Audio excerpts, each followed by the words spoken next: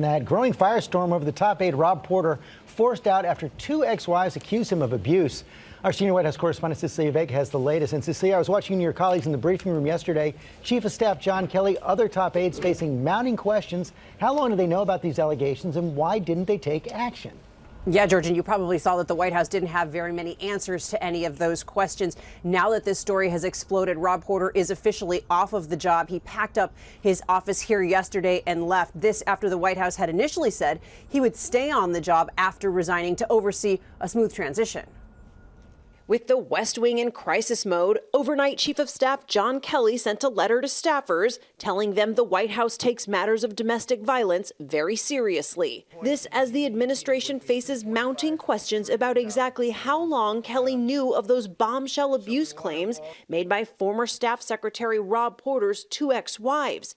His first ex-wife releasing this photo to ABC saying he punched her in the face in 2005. In that letter, Kelly never mentioned Porter's name, but he offered counseling assistance, saying, "We understand the shock, pain, and confusion that these allegations have caused in our workplace." Both women tell ABC News they told the FBI about Porter's alleged abuse when they were interviewed during a background check for his White House security clearance. And they say Porter contacted them after, one telling the Washington Post he asked if she used the word violent in her interview. His second wife, Jenny Willoughby, says she told them everything. They were asking me to describe his character, asking me to describe anything that I thought might be problematic in his position. I was very candid and frank and detailed with them about my marriage. And his first wife, Colby Holderness, tells ABC in late 2016, another woman reached out to her accusing Porter of repeated abuse,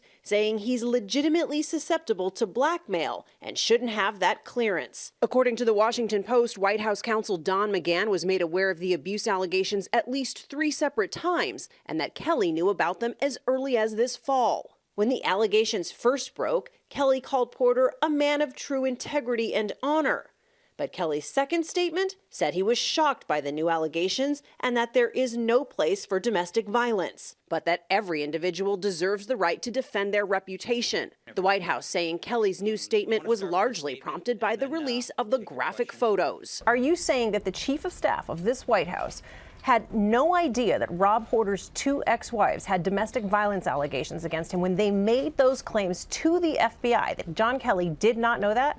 How is that possible the Chief of Staff did not know that? And the Chief of Staff does not get detailed updates about what may or may not have been alleged.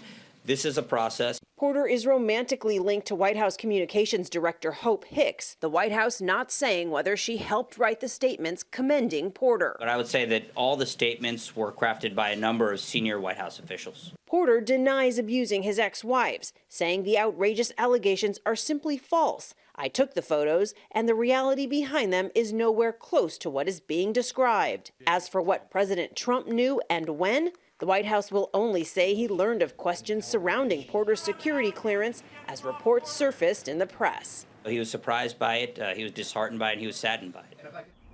So now a rare admission of fault from this White House. That Deputy Press Secretary Raj Shah says that they could have done better, George, in dealing with this situation. Right, Cecilia, but it's not just messaging right now. More questions for John Kelly about how he's managing the White House and whether others have issues with their security clearances. Yeah, because of these abuse allegations, Rob Porter was never granted a permanent security clearance. He basically was here for a full year working on a temporary pass because of these allegations. And he wasn't alone. Jared Kushner, the president's own son-in-law, is still on one of these temporary security clearances. We're told that John Kelly has been frustrated by the number of aides still on these essential temporary passes. Sources tell us there's been some chatter here in the West Wing about possibly letting these people go. But so far, George, no plans to carry any of this action out. Cecilia Vega, thanks very much. Hi everyone, George Stephanopoulos here. Thanks for checking out the ABC News YouTube channel. If you'd like to get more videos, show highlights, and watch live event coverage, click on the right over here to subscribe to our channel, and don't forget to download the ABC News app for breaking news alerts. Thanks for watching.